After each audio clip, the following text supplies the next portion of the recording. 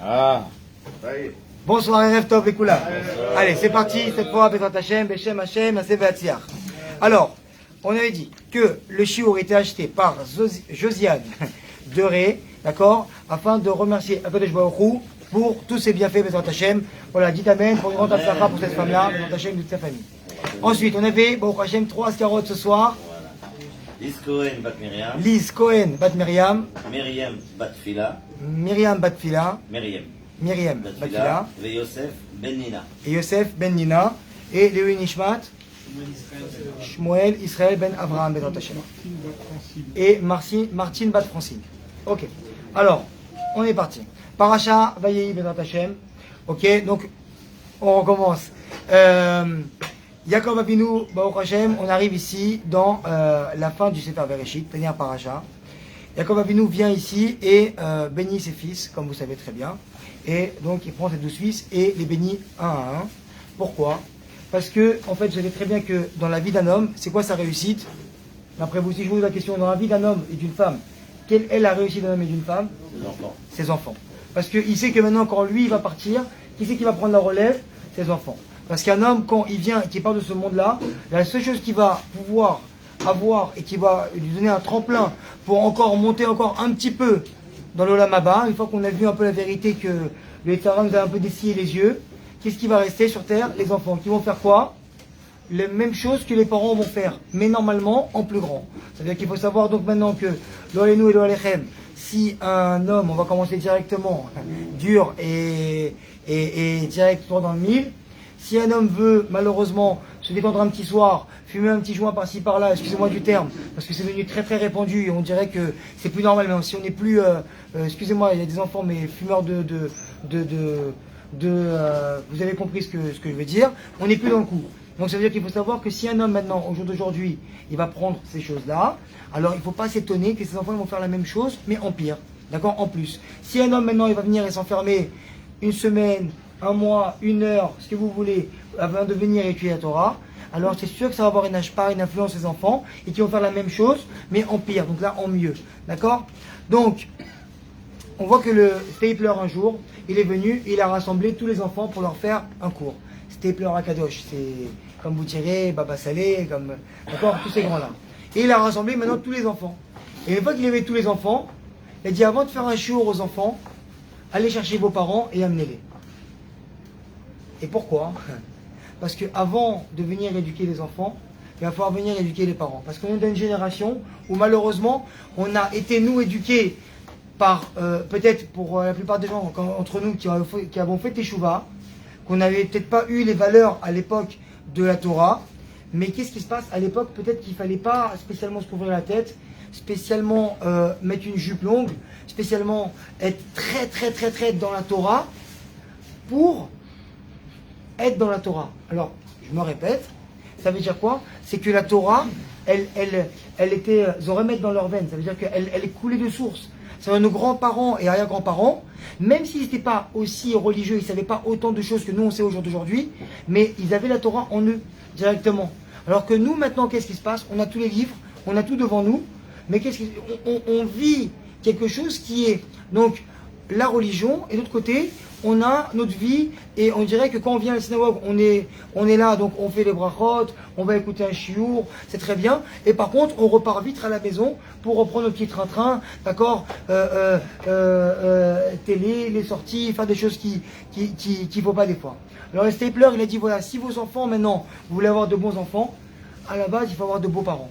Donc ça veut dire que nous, maintenant, en tant que parents, c'est à nous de nous corriger. C'est à nous de venir, si on veut maintenant faire que nos enfants ils sortent bien, alors il va falloir nous corriger à nous-mêmes, travailler nos midotes, rentrer à la maison. Malheureusement, que vous vouliez ou pas, on a un joug sur nous, qu'on veuille ou qu'on veuille pas. C'est quoi? C'est de donner une bonne image à nos enfants. Ça veut dire quoi? Ça veut dire qu'on est condamné malheureusement, que vous vouliez ou vous vouliez pas, à être parfait. C'est très dur. C'est quelque chose qui est parfait. Nous, l'homme, on n'est pas parfait. C'est vrai qu'on peut venir, on peut tomber. Mais un enfant, il doit voir un fils ou une fille, il doit voir son père ou sa mère comme quelqu'un qui est parfait. Pas quelqu'un qui vient maintenant, qui a un problème à la fin du mois. Waouh, comment on va faire? Attends, papa, je comprends pas. Tu vas prier tous les matins à la synagogue, et là tu me dis comment on va faire. Ou encore, tout à l'heure, j'écoutais une histoire, quelqu'un qui parle avec moi, il me dit, écoute, Donc, il a une fille à marier, d'accord? Elle est fiancée avec un jeune homme qui a, lui, un père qui est très religieux. Alors il me dit, alors son père il vient soit avec moi, il me sort des guématriotes, et il me sort des Dvar Torah, et on regarde la paracha avec tel, le Hekesh avec tel, avec tel paracha, regarde comment ça correspond bien ensemble, il me fait des Dvar Torah, et quand je viens, je m'assois et je lui dis, alors c'est quand qu'on marie nos enfants ensemble? Tarles, ça fait déjà 3 mois qu'ils se connaissent, et qu'il faut qu'on avance. Il dit, attends, regarde, je sais pas, il faut d'abord que mon fils, il trouve d'abord un bon travail, il faut d'abord qu'on voit s'ils sont matim. Alors, elle est où ta Torah? Alors qu'est-ce qui se passe? Là tu viens maintenant tirer l'étendard de la Torah. Je vais te montrer ce que je sais. On va s'asseoir, on va étudier. Il n'y a pas de problème de tout ça. Mais ce que je vois il veut, comme on l'a dit la dernière fois, c'est qu'avec cette Torah là, qu'on la prenne avec nous, qu'on la ramène à la maison. C'est celle-là qu'il veut, c'est ça qu'il veut. On n'a pas deux personnalités. On n'a pas une personne qui vient ici faire le casting du tzaddik. Et une personne qui rentre à la maison et qui se met en colère quand son plat il a brûlé, que parce qu'on lui demande quelque chose qui lui convient pas, c'est pas bon, parce que sa femme elle a besoin de lui et que lui il doit travailler et rentrer tard le soir parce qu'il a un contrat à signer ou parce qu'il a un chantier qu'il n'a pas fini et qu'on va s'énerver au téléphone parce qu'on veut faire ce qu'on a envie de faire. Parce que Akadosh Baruch Hu, il vient dans notre vie, comment? Avec des choses qu'on n'a pas envie. Ça veut dire quoi? Ça veut dire qu'une personne qui vient, qui veut voir Akadosh Baruch Hu devant lui, il va simplement voir le monde qui est autour de lui. Ça veut dire à partir du moment où il y a quelque chose qui se passe qui n'est pas comme toi tu veux, et ben ça veut dire que la Emouna a commencé ici. C'est ça la Emouna. C'est quelque chose qui vient devant toi, qui n'est pas comme toi tu aurais voulu qu'il soit. Et ben tu dis ok, ça j'accepte. Pourquoi? Parce que Akadosh Baruch Hu, maintenant il est en train de me montrer comment il veut diriger son monde. Ça veut dire que je ne vais pas, je dis n'importe quoi, un exemple bête, on va avec sa femme au restaurant, nous on est Bassari, elle est Khalavi. Si maintenant tu veux lui faire plaisir, alors va au restaurant avec elle, va manger une pizza avec elle, même si toi tu mangeras ton steak dans 2-3 jours, c'est pas grave. Maintenant tu vas pas venir maintenant t'asseoir à table, faire la tête, commander, non écoute je veux pas, je prendrai qu'un dessert, c'est pas grave. Venir pour qu'on voit ton mal-être et qu'on voit que t'es pas content, que t'es pas bien, je montre que je suis pas content, et en plus je vais vous gâcher la soirée. C'est que maintenant quand on vient, que même des parents qui sont un peu en dehors de la Torah, qui viennent chez des enfants qui ont Baruch Hashem un peu avancé, alors qu'est-ce qui se passe? Ils vont venir, ils vont honorer entre guillemets le Shabbat, ils s'assoient à table et ils font la tête. Pourquoi? C'est long, hein. C'est bon, vous avez terminé, vous n'avez pas terminé. C'est que déjà, non seulement déjà tu es venu, tu t'es assis à table. D'accord? Toi tu fais pas un Shabbat, il n'y a pas de problème. Mais au moins respecte les gens qui sont autour de toi, fais en sorte que ça se passe bien. Donc le stapler il est venu ici pour dire aux parents, d'abord avant d'éduquer vos enfants, il va falloir s'éduquer d'abord vous-même. On voit qu'il n'y a pas de Shulchan Aruch pour l'éducation des enfants. On a un Shulchan Aruch, ça veut dire quoi? Des lois pour tout. Mais pour les enfants, donne-moi le Shulchan Aruch des enfants, il n'y a pas. Parce que les enfants s'éduquent, entre guillemets, avec la Torah et avec nos comportements. Parce qu'en fait, l'éducation des enfants, c'est quoi? C'est nous-mêmes. C'est nous. C'est comment toi tu vas être que l'enfant il va être. Lui, c'est exactement ce qu'il va voir, qu'il va se comporter exactement de la même manière qu'il te voit. C'est-à-dire que maintenant, quand un enfant il va venir et qu'il va se mettre lui en colère parce qu'il n'a pas ce qu'il veut, parce que lui c'est un enfant, malheureusement, ça ne veut pas dire maintenant qu'on va le laisser se mettre en colère. On va essayer de canaliser. Mais maintenant, si lui il se met en colère et toi tu te mets en colère parce que lui il s'est mis en colère, parce que toi ça te dérange, alors lui il comprend qu'il peut se mettre en colère. Mais si maintenant lui il s'est mis en colère et que tu lui dis écoute, je comprends que tu es en colère, il va falloir que tu dégages cette énergie-là, alors tu peux peut-être prendre ton pied, taper un peu par terre, d'accord, dégager cette colère-là, mais moi, je te donne l'image de la personne qui est en face de toi, qui ne se met pas en colère quand quelque chose me dérange. Et avec ça, il va se réparer. Parce que si maintenant lui il se met en colère et nous on se met en colère parce que eux ils sont en train de crier ou parce qu'ils sont en train de s'énerver, parce que ça nous stresse, alors tu es en train de nous montrer que lui ce qu'il fait c'est exactement ce que toi tu fais. Et ça on revient là-bas avec le même miroir. Maintenant, il y avait à Bagdad un tzaddik Mekoubal qui s'appelle Rabbi Yehuda Ptaya. Ce Rav là, il a sorti beaucoup de livres, surtout sur les Gilgoulim, mais sur les Neshamot. Il parlait avec les Neshamot, il réparait les Neshamot. C'était l'élève du Ben Ishraï, à Kadosh. Donc, il y avait dans cette ville là un monsieur qui était très riche. qui n'a jamais eu d'enfant. Et ce monsieur-là, qui était un tzaddik, d'accord, il s'appelait Mordechai Elias. Et maintenant, qu'est-ce qu'il a fait cet homme?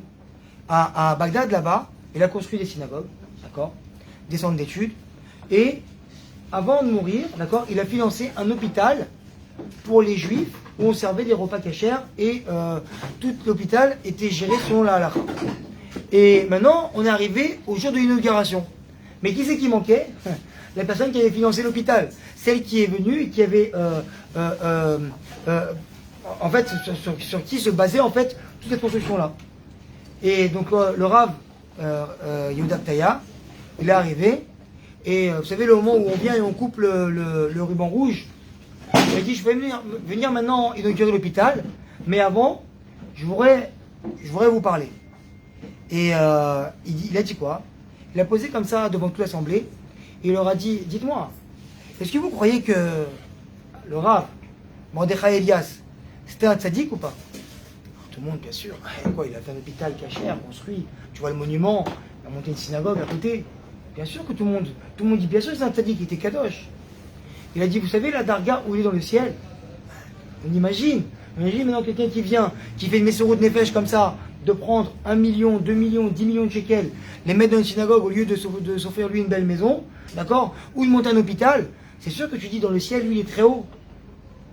Alors il faudrait juste, comme ça, il dit, je voudrais juste vous dire une chose, que chacun de vos enfants, que vous avez, Baruch Hashem, parce que lui il n'a pas eu d'enfant, chacun de vos enfants qui vient et qui dira un kaddish pour votre âme à vous, vous serez beaucoup plus haut que cet homme-là qui a construit tout ça sur terre.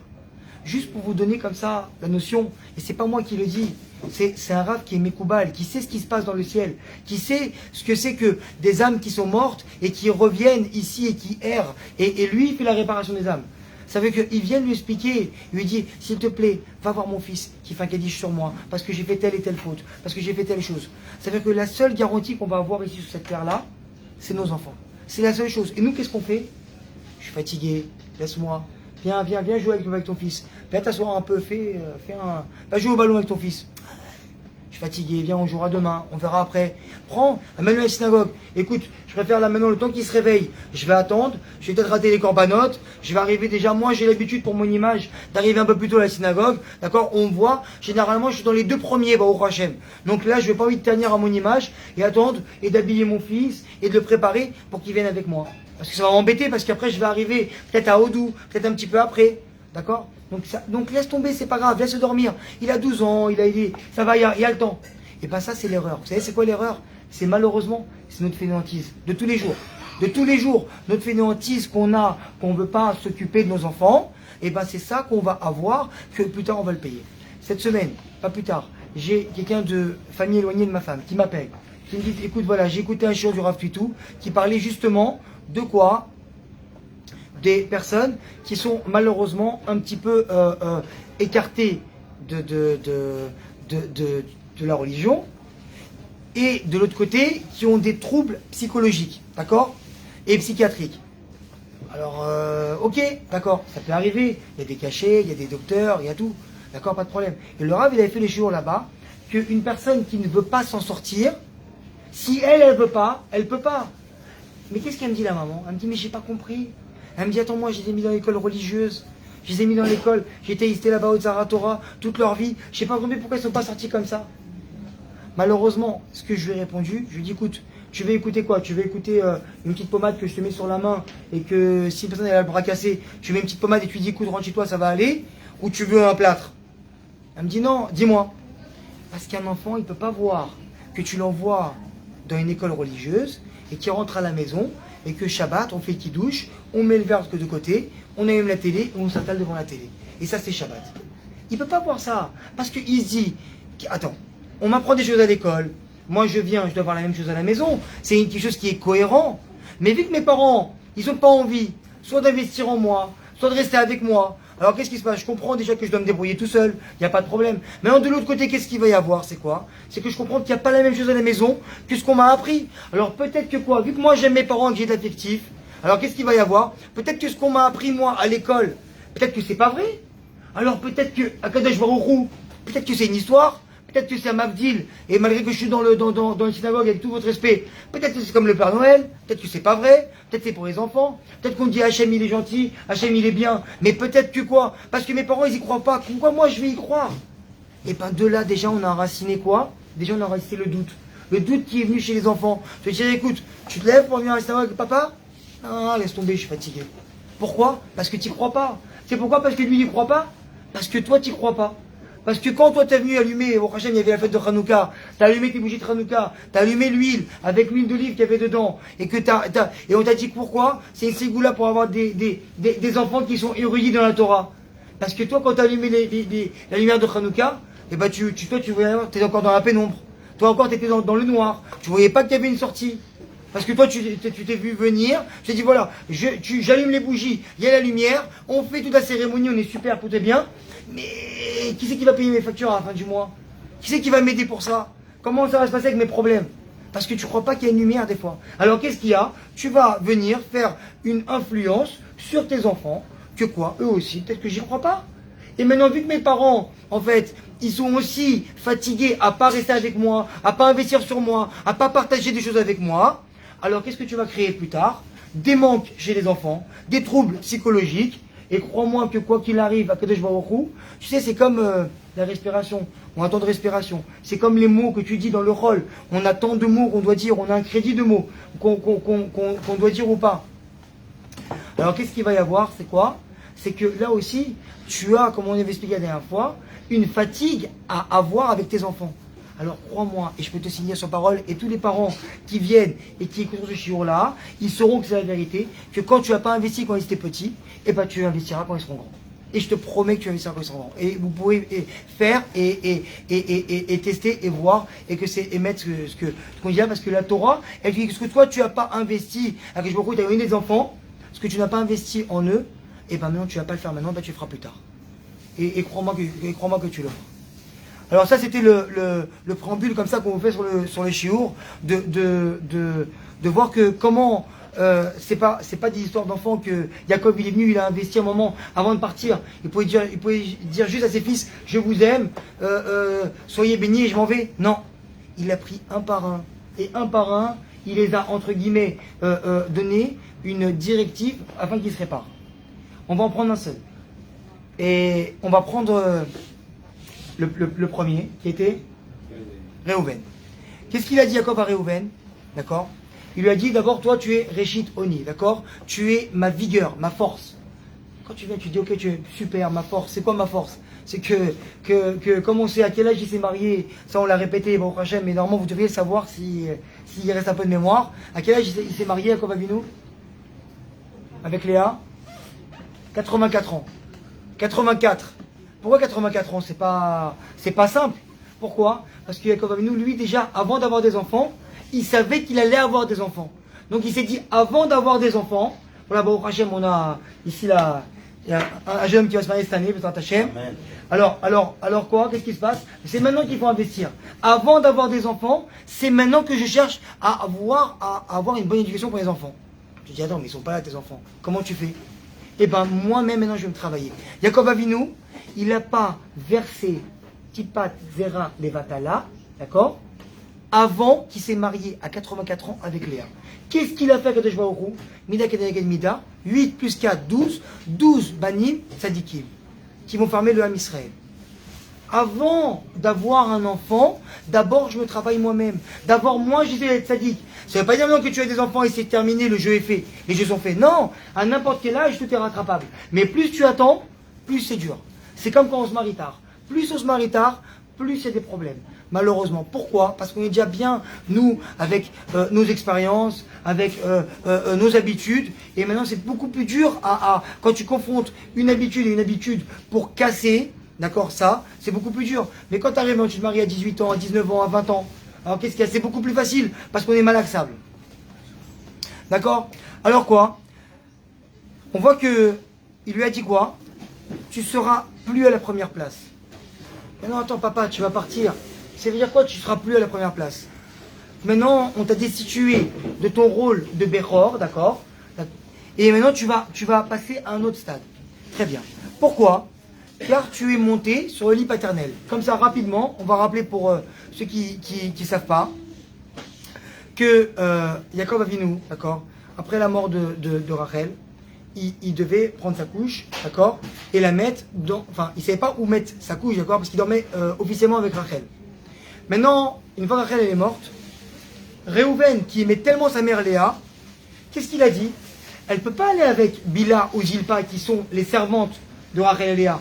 C'est un honneur qui serait bafoué pour ma mère. Donc qu'est-ce que je vais faire? Je vais prendre la couche de mon père, d'accord, c'est pas les couches, c'est le lit de mon père, là où il va dormir, et je vais le prendre et je vais le mettre moi directement chez Léa. Comme ça, au moins directement, ma mère n'aura pas honte, il ne va pas aller chez une servante, et il va aller directement dormir avec ma mère Léa, qui est sa première femme. D'accord? Très bien. Mais de là, il a fait un gamme, il a fait une faute, une très grande faute. Pourquoi? Parce que Jacob, comme vous savez très bien, il ne s'est pas marié avec 4 femmes, parce que, excusez-moi du terme, il avait envie de 4 femmes différentes, une blonde, une brune, une qui soit gentille, une qui soit un peu marocaine, l'autre qui soit un peu plus tunisienne, l'autre un peu plus forte. C'est pas ça qu'il voulait Jacob Avinu. Jacob Avinu, s'il s'est marié avec ces 4 femmes-là, c'est afin de créer le Ham Israël, avec chacune des qualités différentes, afin de nous créer, nous qui sommes aujourd'hui, Baruch Hashem, comme nous sommes, avec nos différences, mais on est là, Baruch Hashem, ce soir, pour écouter un cours de Torah. Pourquoi? Afin de se coller à Kadosh Baruch Hu. C'est pour ça qu'il s'est marié avec 4 femmes, d'accord? Mais maintenant, si toi, tu changes la donne, alors maintenant, qu'est-ce qu'il y a? C'est que tu peux plus maintenant me laisser diriger, moi, ma famille, et aller savoir avec quelle femme je vais aller, et maintenant avec qui le prochain enfant va sortir, et qui va maintenant contribuer à la création du Ham Israël. Alors quoi? Alors, il lui a dit maintenant tu as profané d'accord, la couche de ton père, très bien, et tu as profané qui? Celui qui est au-dessus de toi. Parce que quand toi maintenant tu crois que tu vas faire ta propre vérité, quand tu vois maintenant qu'il y a un restaurant qui est en face, qui vient d'ouvrir, et qui fait les mêmes choses que toi, et tu crois que le chiffre d'affaires il va baisser, d'accord, même si c'est vrai, Tachlès, c'est parce qu'Akadosh Baruch Hu l'avait prévu depuis le début, c'est pas la peine d'aller prendre de la colle, lui mettre dans la serrure pour qu'il ouvre plus tard. Ou c'est pas la peine de lui mettre des bâtons dans les roues et appeler des gens pour qu'ils fassent des contrôles et des choses comme ça. Parce que, quoi qu'il arrive, la vérité qui est en face de toi, c'est celle qu'il faut que tu voies. Donc, tu peux pas maintenant venir, même si toi tu aimes ta mère, il n'y a pas de problème. Mais il faut qu'Akadosh Baruch Hu, il puisse venir, il faut donner la place et la chance, nous, Holz et Elohim, la force à Akadosh Baruch Hu, de venir et prendre une place dans notre vie. Si maintenant nous, on va faire que des agissements dans chaque détail de nos vies, alors Akadosh Baruch Hu ne pourra pas rentrer dans nos vies. C'est-à-dire quoi? C'est-à-dire que Rabbi Nachman, lui, il y avait des fois, il montait dans la calèche, et le cocher qui était là et qui l'amenait, il lui dit laisse, ne dirige pas les chevaux. Il mettait comme ça un coup de cravache, d'accord, les chevaux ils partaient, et là où il s'arrêtait, il descendait. Ah, comme par hasard, je suis devant une auberge. Comme par hasard, il reste une chambre. Ah ben il en reste une seule. Où ça? 4e étage, porte droite. Vous la voulez? Ben bien sûr je la veux. Pourquoi? Parce que Rabbi Nachman était à un niveau au-dessus. Il savait très bien qu'il allait à n'importe quel endroit. C'était pour faire une réparation d'âme qui était là-bas. Et on voit qu'il partait avec son élève là-bas un jour. Il y avait justement 2 chambres qui étaient libres. Rabbi Nachman il est rentré dans une chambre. Son élève, Rabbi Nathan, je crois, ou c'est un des autres élèves qu'il avait, est rentré dans l'autre chambre. Et d'un coup, qu'est-ce qui se passe? L'élève, il avait été curieux. Il a dit, j'ouvre la porte, et il dit, j'ai écouté, j'ai mis mon oreille sur la porte. Je croyais qu'il y avait 1000 ou 1200 personnes en train de parler dans la chambre. Alors il a toqué. Rabbi Nachman, il a ouvert, il était tout seul. Pourquoi? Il faisait des réparations d'âme dans la chambre. Ça veut dire à savoir que quand il a pris maintenant que les chevaux ils sont arrivés et qu'ils sont arrêtés et qu'il est parti là-bas et qu'il restait qu'une seule chambre, façon de parler, d'accord? Et bien parce qu'il y avait des choses à faire là-bas. Donc maintenant quand toi tu viens maintenant t'es avec ta femme et que tu te trompes de route, d'accord? Et qu'elle te dit vas-y va à droite et en fait il fallait aller à gauche parce que le Waze il s'est trompé. Eh ben, peut-être que tu avais quelque chose à réparer là-bas. Peut-être que tu vas aller acheter là-bas dans la pompe à essence un coca, que tu vas faire une bracha et tu vas le boire. Et d'Afka, là-bas, il y a eu un problème, ou que toi, tu as fait un problème dans un Gilgoul précédent et que tu l'as réparé. Alors, il va falloir maintenant apprendre à laisser Akadosh Baruch Hu agir. Et ne pas faire comme Réhouven, qui lui s'est empressé de sauver l'honneur de sa mère et dire non, je prends la couche de mon père et je la mets là-bas. Très bien. Alors quoi? Il est venu maintenant et il lui a dit quoi? Cette réprimande-là, d'accord? Et Chazal, ils disent quoi? Que Réhouven, d'accord, en tant qu'aîné, qu'est-ce qu'il devait bénéficier? De la malchoute, d'accord? Donc ce que Yehuda a récupéré, d'accord, il devait être roi, Reuven devait être roi, de la Keuna, d'accord, ce que Lévi a récupéré, et après ils sont montés en grade, qui est devenu Cohen, d'accord, donc lui il devait être, et le rôle de Yehuda, qui était roi, et le rôle de Lévi, qui verrait Cohen, d'accord, de la Keuna, très bien, et quel rôle encore, la Bechora, qu'il avait, c'était le premier-né, d'accord, qui doit avoir une double part. On sait très bien que le Bechor, quand il y a une Yerusha, comment on dit, un héritage. Un héritage, qu'est-ce qu'il y a? Alors, on sait très bien qu'il y a des parts pour l'aîné et des parts pour les autres. On sait très bien aussi qu'un héritage, les femmes, malheureusement, à vous en déplaire, n'ont pas le droit à l'héritage. Si maintenant on veut le faire et sans Gézel, alors qu'est-ce qu'il va falloir faire? Avant, quand les parents sont encore en vie, de venir et faire une donation, d'accord, aux enfants. Ou sinon, si le garçon reçoit tout, que lui, il fait un cadeau aux sœurs et leur donne, à part égale peut-être. Mais là maintenant c'est une donation, c'est plus un héritage qu'ils ont reçu, parce que sinon c'est du Gézel, d'accord? Donc maintenant qu'est-ce qui se passe? Il doit y avoir une double part. Et cela, en vérité, ça paraît très très dur. Pourquoi? Parce qu'on sait très bien qu'à la vente de Yosef, il y avait pratiquement tout le monde. Qui c'est qui manquait là-bas? Reuven, il n'était pas là. Où il était Reuven? Il était en train de pleurer son père. C'était son tour de servir son père. Servait son père. Et Razalté, qu'est-ce qu'ils disent? Qu'il était en train de pleurer. Pourquoi? Il faisait teshuva sur l'acte qu'il avait fait à Léa. Il y a combien? Il y a une semaine avant? Non. Un mois avant? Non. Plusieurs années avant, c'est marqué. Ça veut dire que Reuven, après ce qu'il a fait, cet acte-là, et que son père est venu et qu'il lui a fait la réprimande, qu'est-ce qui s'est passé? Reuven, il a commencé à faire tes chouvas, d'accord, pas de problème. Mais toi, tu viens, t'as blessé ton père, t'as blessé ta mère, t'as blessé ta fille, t'as blessé quelqu'un.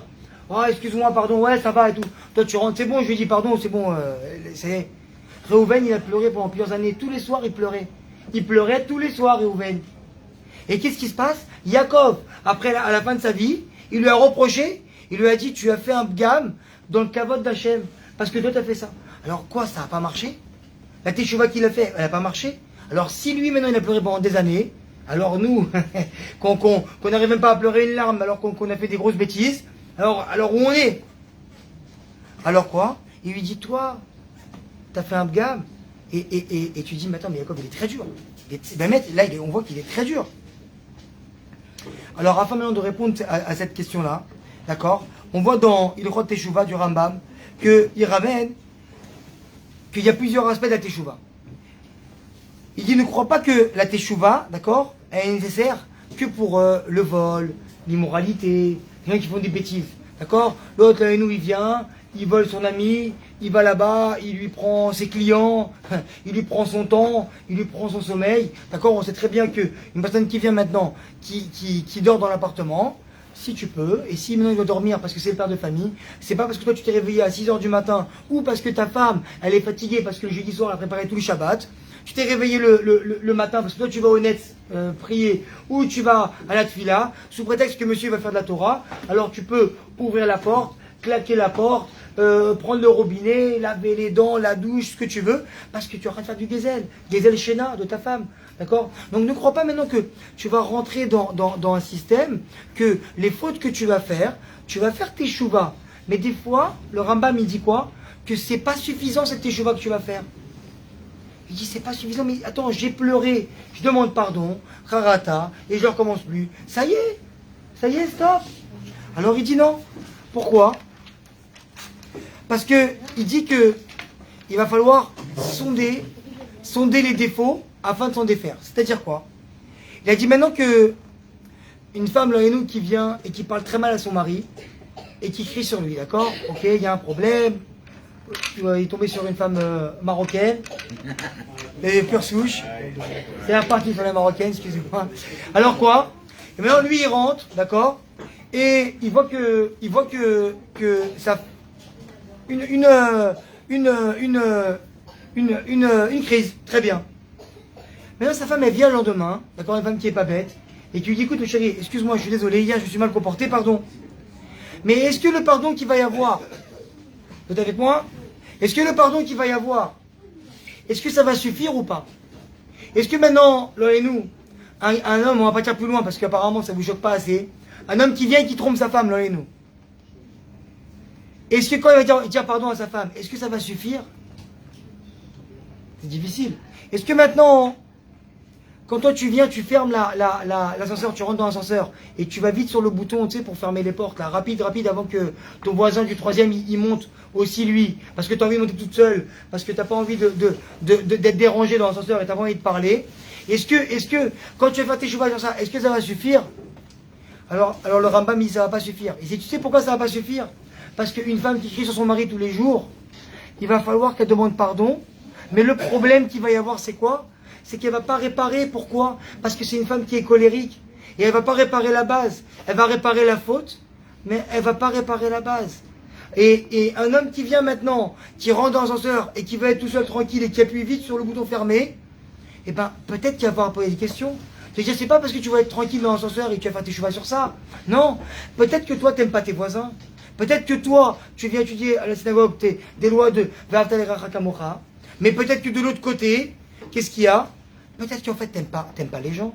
Et que tu es en train de te faire une image. Que Sarah t'a fait une illusion. Que toi, t'es un tzaddik, que tu aimes les gens, que t'es super, que tu serres la main à tout le monde. Parce que tu veux que les gens ils t'aiment. Mais peut-être que toi, t'aimes personne. Alors, qu'est-ce qu'il y a? Et on voit aussi des fois que quoi? Des gens qui viennent demander la tzedaka.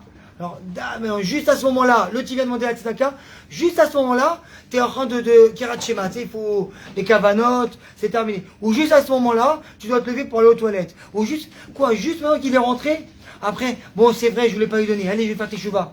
Mais tu as fait tes chouvas sur l'acte. Mais est-ce que tu as fait tes chouvas sur le fait que tu étais un radin et que tu ne veux pas donner la tzedaka? Alors c'est ce qui donne ici le Rambam. Et c'est ce qui donne ici Réhouven. L'exemple de Réhouven, c'est quoi? C'est que Réhouven, il a fait teshuva sur l'acte, mais il n'a pas fait teshuva sur la base. C'est que quoi? C'est que Réhouven, il s'empresse à faire les choses rapidement sans réfléchir. Et il lui dit, si tu fais comme ça, alors qu'est-ce qu'il va y avoir? Toi qui vas être une préna du Ham Israël, tu vas donner à tes enfants la zrizout, le fait de faire vite les mitzvot, de faire vite les choses, mais aussi que quand il y a une avéra à faire, eh ben tu vas vite aller la faire. Tu vas pas réfléchir. Tu vas pas réfléchir. Donc tu vas tomber. Donc Réhouven, toi maintenant, qu'est-ce qu'il faut que tu fasses avant de mourir? Quand Avinu lui dit quoi? À lui, et on va terminer par là, Bézant Hachem, c'est que quoi? Il lui dit que toi, tu as fait tes chouvas sur l'acte, mais toi, tu as ce rizout que tu avais toi au fond de toi, que tu t'empresses à faire les choses, que quand maintenant tu viens, que tu as tout le monde à table, et que tu sais que par exemple, il y avait une petite embrouille entre toi et la belle-fille, et ben qu'est-ce que tu vas faire? Vite fait, tu vas la capter, tu vas la scanner comme ça, et dès qu'elle fait une petite erreur, qu'il y a un petit truc qu'elle a fait de travers, allez, bam, tu sors le petit pic et tu sors le mot. Et tac, et ben tu sais qu'est-ce que t'as? Et ben c'est pareil, t'es pareil. C'est que toi en fait, qu'est-ce qu'il y a? Après, oh c'est vrai, j'étais un peu dur avec elle, je te demande pardon pour la dernière fois, il n'y a pas de problème. Et le Shabbat d'après, et c'est reparti. Et c'est reparti. Et c'est ce qui se passe avec nous tous les Rosh Hashanah. Quand je vais au Rou, qu'est-ce qu'il fait? Là, qu'est-ce qu'il fait? Nous on vient, on fait les actes, avec le Rou. Pardon. Et le Rosh Hashanah de l'année prochaine, il vient maintenant le secrétaire d'Hachem. Alors, on y va. Igal, qu'est-ce qu'il a fait? Kavanot dans le Birkat Amazon? Non. Bon, ok, comme l'année dernière. Machin, un truc? Non. Bon, comme l'année dernière. Ok, ça? Non, comme l'année dernière.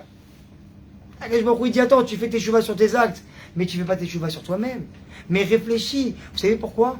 Parce que quand on est assis dans le canapé, on est bien assis, on n'a pas envie de se lever. Ça veut dire que quand nous maintenant, quelqu'un qui vient, qui est feignant, qui est radin, qui est colérique, c'est beaucoup plus dur pour lui de se travailler et de changer que de dire pardon. Je préfère venir dire pardon, je préfère sortir une pièce de temps en temps et la donner pour faire, voilà les mecs, regardez, j'ai donné 100 shekels au collège, hein, c'est moi, hein, je suis en train de nourrir tous les avrechim ici, et façon de parler, hein, et qui pose son billet devant tout le monde, comme ça c'est fait une belle publicité. Mais en vérité, parce que lui, il voulait, il avait un soupçon de gava sur lui, il voulait se faire une image, donc ça lui a permis de casser un peu sur sa mida de radinerie. Mais en fait, au fond de lui, c'est un radin. Parce que quand il va être tout seul, il ne donnera jamais 100 shekels à quelqu'un pour qu'il s'achète un bon repas. Parce que personne ne le regarde. Donc, qu'est-ce qu'il y a? Ce qu'on voulait prendre. Marie, il a une question. Il y a une phrase qu'on dit, je pense, c'est à votre Siman Aben. Là, on voit que Yaakov, il n'avait pas été montré sur Reuven. On sait qu'il faut toujours être Mochel pour que Dieu soit Mochel avec nous. Oui. Maintenant, nous, si on prend Maasé à votre Siman Abanim, ça veut dire que nous aussi, des fois, il ne faut pas être Mochel. Oui. Ça veut dire que des fois, non, nous on doit être Mochel surtout. Mais on doit montrer qu'on n'est pas Mochel. C'est comme avec nos enfants. Ça veut dire qu'il faut comprendre une chose. Il y avait la dernière fois une personne qui vient qui me dit, écoute, moi je joue avec mon fils, mais j'ai un problème. Quand je joue au foot avec lui, c'est moi qui est gardien de goal. Et ben quand il tire, j'arrive pas à me pousser mon pied et laisser le ballon rentrer et lui dire ouais, quand la cavote. Il fait j'arrive pas. Ou quand ton fils, pas ton fils à toi, mais quand un fils il vient et tu ne ramènes pas des bonnes notes, alors c'est sûr qu'on ne doit pas être là en train de lui dire écoute, c'est pas bien ce que tu as fait, regarde, tu vas te dernier de la classe, moi c'est pas ça que j'aime. C'est que toi, dans ton cœur, tu dois être couleur rachamim, comme Akadosh Baruch Hu. Mais on doit montrer des images. Quand une fois qu'il vient nous montrer des images, d'accord, d'une personne qui est dure, comme nous. Alors, il faut comprendre que quand un fils, il ramène une mauvaise note à son père, on doit lui montrer un visage un peu dur, mais attention, tout de suite après, mais tout de suite, lui dire, quand la cavote, mon fils, tu as quand même fait ton exercice jusqu'à la fin, tu as quand même fait ça et tu feras mieux la prochaine fois. L'encourager parce que sinon il va tomber.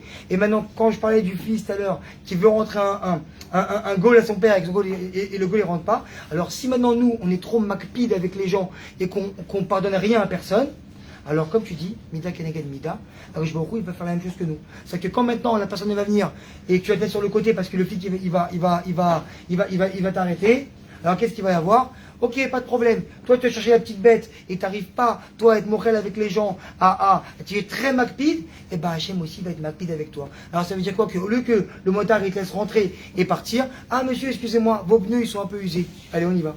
Et il est comme ça, allez, on y va. Pourquoi? Parce que toi, tu n'arrives pas à être comme ça dans la vie. Alors que il est obligé de venir et parler ton langage. C'est-à-dire que c'est comme un enfant qu'on lui explique 10 fois, 20 fois, 50 fois, 100 fois. Malheureusement, quand il ne comprend pas, et je ne dis pas qu'il faut battre ses enfants, ras shalom.